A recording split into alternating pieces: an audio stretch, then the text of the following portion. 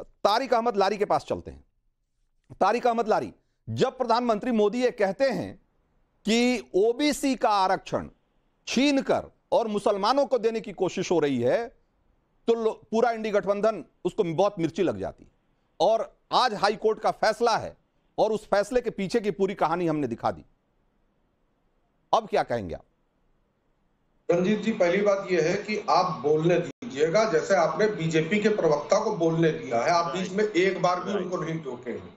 Right, तो हमको भी बोलने दीजिएगा, बीच में टोकिएगा नहीं, ये थोड़ा सा लिहाज करिएगा। बोलिए।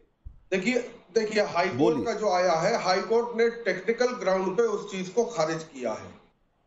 हाई कोर्ट ने ये कोई टिप्पणी नहीं की है कि आरक्षण नहीं देना है कि देना है, क्या करना है। हाई कोर्ट ने कहा कि उसका एक प्रोसेस है, उस प्रोसेस को अडॉप्ट नहीं किया, इसलिए इसको हम रोकते हैं। आप उस प्रोसेस को अडॉप्ट करिए, प्रोसेस अडॉप्ट करने के बाद ही आप आगे इसको प्रोसीड करेंगे। ममता जी को वो चीज पसंद नहीं आई, मुझे भी पसंद नहीं आई। जैसे मेरे ही खिलाफ कोई फैसला नीचे लोअर कोर्ट कर दे तो मैं कहता हूं मैं कोर्ट का फैसला नहीं मानता, मैं हाई कोर्ट जाऊंगा। तो वो सुप्रीम कोर्ट जाएंगी, उनको लगेगा कि उनका प्रोसीजर गलत है, उनको लग रहा है कि मेरा प्रोसीजर सही है, तो वो सुप्रीम कोर्ट डिसाइड करेगा। सुप्रीम कोर्ट भी यही कह देगा। अगर सुप्रीम कोर्ट को लगा कि गलत प्रोसीजर है, सुप्रीम कोर्ट ये कहेगा, तब फिर ये आगे जाके प्रोसीजर अडॉप्ट करके उस हिसाब से आगे करेंगे। अब रही मोदी की बात, तो ये भी तो पूछ लिया कि राम मंदिर के नाम पर वोट मांगकर कितना वोट मिल रहा है। ठेंगा सिर्फ हिंदू, मुसलमान, राम मंदिर, मस्जिद, मजार, पाकिस्तान, बांग्लादेश, रोहिंग्या, यही नाम पे वोट मांग रहे हैं। इन्होंने कोई ऐसा काम नहीं किया 10 सालों में जिसके नाम पर ये वोट मांग सके। इनकी हैसियत नहीं है कि अपने काम के नाम पर वोट मांगे, क्योंकि कुछ काम ही नहीं किया है। हर नीति इनकी फेल रही। इन्होंने कहा हम 100 शहर को स्मार्ट सिटी बनाएंगे, कोई स्मार्ट सिटी आज तक नहीं मिली हमको। हर सांसद को कहा था एक गांव गोद लीजिए, किसी सांसद ने गांव गोद लिया तो आज भी गोद में ही है, लल्ला बना घूम रहा है कि मैच्योर हुआ, 10 साल का बच्चा हुआ, वो कुछ तो हुआ होगा। मुद्दे की बात करिए ना, मुद्दे की बात करिए ना तारिक अहमद लारी। तारिक अहमद लारी, मुद्दे की बात करिए ना। मैंने आपसे पूछा कि भाई अगर मुस्लिम आरक्षण देना ही था तो ये 14 साल से अवैध तरीके से क्यों दिया जा रहा था? क्यों बिना पिछड़ा वर्ग आयोग के सिफारिश के ये करीब 108 जातियों को शामिल कर लिया गया? उसमें 108 नहीं बल्कि 116 जातियों को शामिल कर लिया गया। क्यों? और उसमें से ज्यादातर 106 जातियां जो है वो मुसलमानों की शामिल कर ली गई। क्यों? ये सवाल तो पूछा जाएगा ना। ये अवैध घुसपैठ नहीं है तो क्या है? ये ओबीसी आरक्षण में सेंधमारी नहीं है तो क्या है? अरे ओबीसी आरक्षण कैसे मिलता है ये पहले बोलिए ना। अरे मैं ये बता दिया है मैंने, ये ऑलरेडी बता दिया है मैंने। सोमनाथ राय, आपने सुना नहीं लगता है, आपने सुना नहीं। उसकी प्रक्रिया तय है, कि ओबीसी वर्ग, ओबीसी फाइनेंशियली जो लोग स्ट्रॉन्ग नहीं है उन लोगों को ओबीसी का अंदर ले आना चाहिए। इसीलिए लेकर आया। बंगाल में मुस्लिम लोगों का हालत सबसे खराब था, सबसे खराब। उनको सोशली, इकोनॉमिकली, एजुकेशनली खराब कर दिया था। इसीलिए उन लोगों को ओबीसी में लेकर आया। इसमें गलत क्या है? अरे गलत नहीं है तो हाई कोर्ट ने क्यों खारिज कर दिया?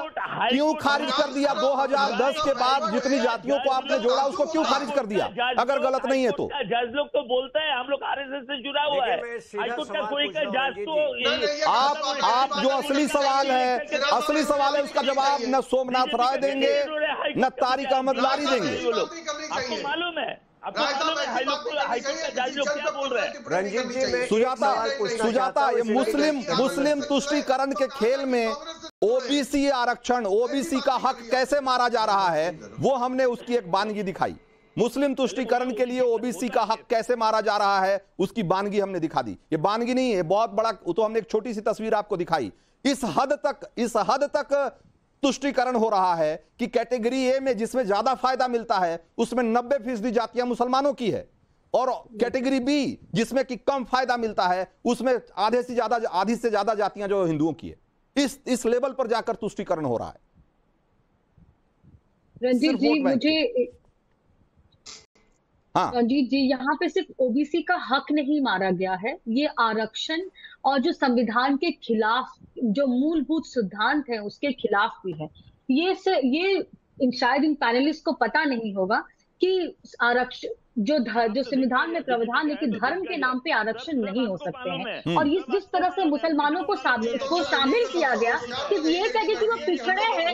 रंजीत जी, मैं इनके वक्त नहीं बोली, आपको उनका करना होगा, ऐसे नहीं चलेगा, ऐसे नहीं चलेगा, आपको सुनना होगा, आपको सुजाता को अपनी बात पूरी करने दीजिए। तारिक अहमद लारी, आप तो कह रहे थे कि मुझे बोलने दीजिए, अब दूसरे लोग बोल रहे हैं तो आप उनमें। देश के सामने है, आपको सुनना होगा कि इंडिया अलायंस किस तरह से ओबीसी का हक मार रहा है, आपको सुनना होगा। सोमनाथ राय, तारिक अहमद लारी, बोलने दीजिए ना, बोलने दीजिए ना सुजाता। कानून कल्याण अधिनियम 1993 के खिलाफ है। आपको जानना चाहिए, आपको जानना चाहिए कि ये पश्चिम बंगाल की कानून के खिलाफ भी है, संविधान के खिलाफ है, बाबा साहेब अम्बेडकर के सिद्धांत के खिलाफ है। तो ये बताइए कि इंडी गठबंधन जो ये कहता रहता है कि ये आरक्षण बचाने की लड़ाई है, ये लोकतंत्र बचाने की लड़ाई है, ये पिछड़ों के हक का और अधिकार की लड़ाई है, तो कैसे यही इंडी गठबंधन आंध्र प्रदेश में भी तारिक अहमद लारी पिछली बार आए थे तो इस बात पे मुझसे लड़ रहे थे कि मुसलमानों को आरक्षण नहीं मिलता कहीं। आज उन्होंने लगता है कि अपने को अपडेट कर लिया है, अब उनको इस बात का अंदाजा हो गया है कि मुसलमानों को भी आरक्षण मिलता है और कितनी जातियों को मिलता है। ये रिपोर्ट देखने के बाद इनको अंदाजा हो गया है। पिछली बार हमसे ही लड़ पड़े थे इस बात के लिए कि मुसलमानों को आरक्षण नहीं मिलता। योगी जी भी आरक्षण को, तो मैं कह रहा हूं यही बात मैंने कही थी, मैंने एक प्लेन फैक्ट बोला था, आप इसी बात पे मुझसे भिड़ गए थे कि मुसलमानों को कहां आरक्षण मिलता है, नहीं मिलता है। आज हमने आपको दिखा दिया। खैर, प्रियंका राणा हमारे साथ जुड़ गई हैं। प्रियंका राणा भाई, ये तुष्टीकरण के खेल में ये टीएमसी अकेले नहीं है। टीएमसी से पहले सीपीएम ने, वामपंथी पार्टियों ने भी पुरजोर कोशिश की कि मुसलमानों को साध लो किसी तरीके से, भले उसके लिए ओबीसी आरक्षण की कुर्बानी देनी पड़े, उनको बंदरबाट करनी पड़े, उन्होंने कर दिया। 42 जातियां जारी, लास्ट में 2010 से 11 के बीच में विधानसभा चुनाव के ठीक पहले जो शामिल की गई ओबीसी कोटे में, ओबीसी लिस्ट में, उसमें से 42 में से 41 जातियां मुसलमानों की थी। इस हद तक आप तुष्टीकरण के खेल में शामिल थे। तुष्टीकरण कौन नहीं कर रहा है? मुझे आप एक बात बताइए, अभी प्रधानमंत्री मोदी जी का अभी जो भाषण आया था उसमें वो बोले कि मैं हिंदू मुसलमान नहीं करूंगा, लेकिन उसी के थोड़े दिन पहले वो बोल रहे थे कि मैं कपड़ों से आतंकवादियों को पहचान लेते हैं। उसके बाद फिर थोड़े दिनों के अंदर उनके स्टेटमेंट चेंज हो जाते हैं, और यहाँ तक आंध्र प्रदेश के अंदर तो उन्होंने टीडीपी के साथ गठबंधन कर लिया, जो 4% आरक्षण दे रहा है मुस्लिम को, वादे कर रहे हैं। तो किस तरह का तुष्टीकरण और किस तरह का दोगलापन है, ये मुझे समझ में नहीं आता। आज आप ओबीसी की बात कर रहे हैं, ये वही बीजेपी है ना, एनडीए सरकार है, जिसने आते ही उत्तर प्रदेश के अंदर जो जाटों का आरक्षण हुआ था उसको खत्म कर दिया था। तो किस तरह से ओबीसी का दुहाई देते हैं, जाति खुद बांटते हैं। भाई ओबीसी में मुसलमानों को बैकडोर एंट्री, मैं इसको कह रहा हूं, पिछले दरवाजे से एंट्री, घुसपैठ, सेंधमारी करा दी गई। मैं सवाल ये है ना, अगर आपने, भाई इस देश के कई राज्यों में ओबीसी के कैटेगरी में मुसलमानों को आरक्षण मिल रहा है, सिर्फ पश्चिम बंगाल में नहीं मिल रहा, लेकिन पश्चिम बंगाल में जिस तरीके से दिया गया, जिस आधार पे और जिस लेवल पे दिया गया, उस पर आपत्ति है।